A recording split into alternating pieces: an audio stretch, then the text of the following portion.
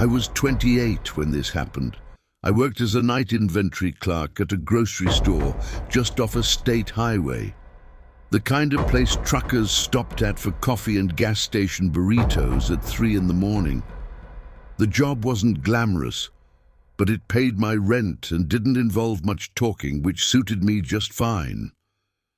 I've always been quiet, the kind of guy who notices little things and keeps most thoughts to himself. At the time, I lived alone in a one-bedroom upstairs apartment behind a small strip of stores. It was cheap, close to work, and I told myself the occasional footsteps outside my door were just other tenants coming and going.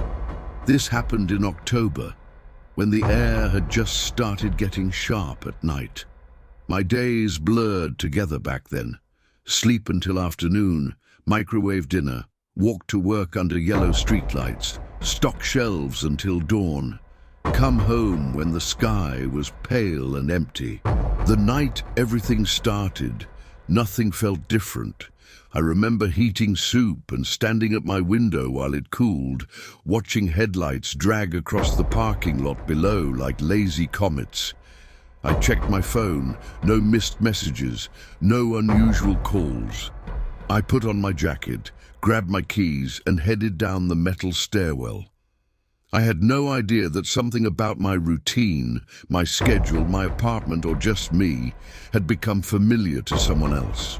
And familiarity, I'd learned, can be more dangerous than hate. Work was slow that night. Tuesdays always were. The store hummed with that dull fluorescent buzz that sinks into your brain after a few hours.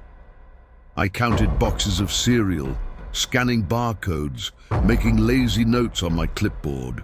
Reruns muttered from a tiny TV behind the register. The manager sat in the office pretending to do paperwork while watching videos on his phone. About 2 in the morning, I stepped outside to take my break. It was cold enough to see my breath in small, drifting clouds.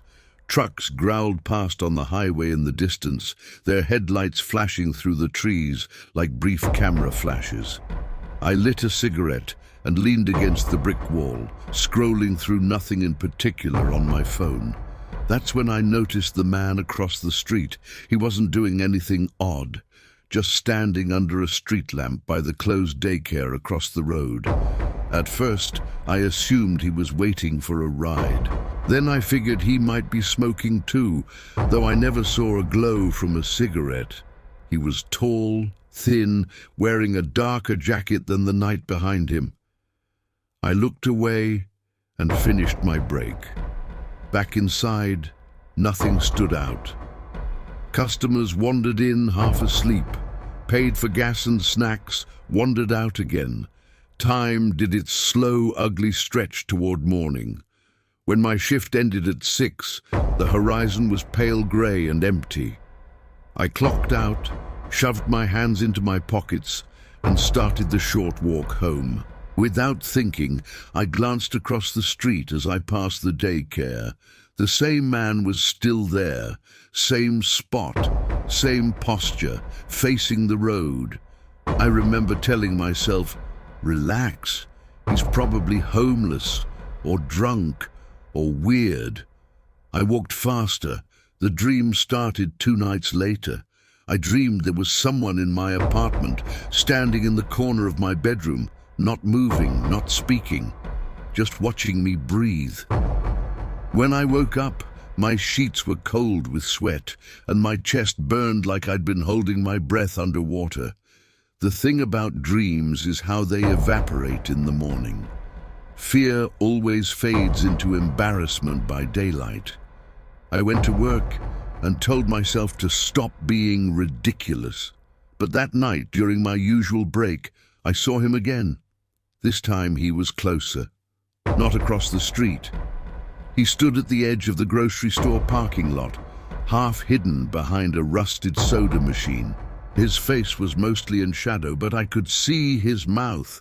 He was smiling, not wide, not exaggerated, just lifted slightly, like he knew something I didn't. I stared at him longer than I should have. My stomach twisted in a way that felt instinctive, like an animal sensing a storm. When he finally turned away and walked down the road, I realized my hands were shaking. I didn't tell anyone. That's an ugly truth with fear. It makes you quiet. It convinces you that speaking will create a reality you're not ready to face. The next morning, as I unlocked my apartment door, I noticed something wrong immediately. My shoes weren't where I left them. I always kicked them off beside the door. Always. That day, they were neatly placed against the wall, straight, aligned.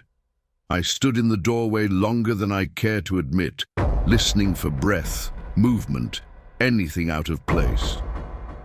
But the apartment was silent, still. Smelled like old carpet and coffee. I went inside. That was my mistake. Little things began to change after that. Objects shifted. Not enough to scream intruder, just enough to whisper it. My bathroom mirror was angled differently. My couch throw blanket folded when I never folded it. Cabinets I didn't remember opening waited an inch ajar. One morning, I found a fingerprint on the inside of my bedroom window, right where someone would press their hand to peer inside. I washed it off with shaking hands. I started locking everything obsessively. Door, windows, bathroom, bedroom. I slept with the light on and the TV droning quietly, just so the silence wouldn't feel so absolute. And then I saw him again, outside my building, standing near my car, not touching it, not leaning on it, just near it, like it belonged to him. I slowed my steps, hoping he wouldn't notice me. He did. He turned when I was halfway down the block and looked straight at me. This time he lifted his hand, not to wave, to point, at my apartment window. Then he smiled again. I walked, not ran. I told myself not to run. Running makes you pray. Inside my apartment, I shoved furniture against the door like something out of a bad movie. I sat on my couch with my phone in my hand, waiting to hear footsteps, breath, movement. Nothing came. Just the hum of the refrigerator, the pop of cooling pipes, and the sick certainty that someone knew my life better than I did. The confrontation didn't happen at night. That's what surprises most people when I tell this. It happened just after dawn. I woke to a soft sound, like fabric sliding over fabric. I sat up instantly. It was coming from my living room, a shuffle, slow, careful. I grabbed my phone and crept out of my bedroom. The living room light was off, but the sunrise leaked through the blinds in pale, horizontal stripes. And there he was, standing in the middle of my apartment, facing my wall, not my door, my wall, like he'd been looking at it, studying it. When he heard me, he didn't jump, didn't yelp, didn't flinch. He turned slowly. His eyes were dull, empty in a way I can't explain, like someone mimicking a human expression without understanding it. "Can I help you?" I whispered, my voice cracking over the words. He tilted his head, smiled. "You finally see me," he said quietly. I backed toward my bedroom without thinking. "Get out of my apartment," I said. Louder this time. He took one step forward, then another. "Every night you come home," he said softly. "Every night you look at your phone. Sometimes you talk in your sleep." My throat tightened. "How do you know that?" He smiled wider. "I listen." I slammed my bedroom door and locked it, threw myself against it as his weight hit the wood from the other side. For a second, I thought it would break. Then, it didn't. Footsteps retreated. The front door opened, closed. Silence followed. I didn't unlock that door for 2 hours. The police came. They looked, they nodded, they wrote, and they couldn't find a damn thing. No forced entry, no fingerprints but mine, no witnesses, no proof someone had ever stood breathing inside my apartment but me.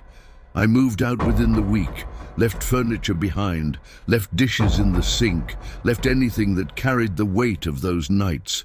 For months after, I slept with lights on, with doors locked, with my phone in my hand like a weapon. I quit my job, changed my routine, got a new number. But fear followed me like a shadow that didn't move when I did. Every unfamiliar face felt familiar. Every passerby felt too close, too aware. It's been 3 years. I live in a different city now, different job, different life. But sometimes, when I walk past dark windows at night, I catch my reflection. And behind it, just for a second, I swear someone else is standing there too, smiling. Not like a stranger, like someone who's been waiting for me to notice again.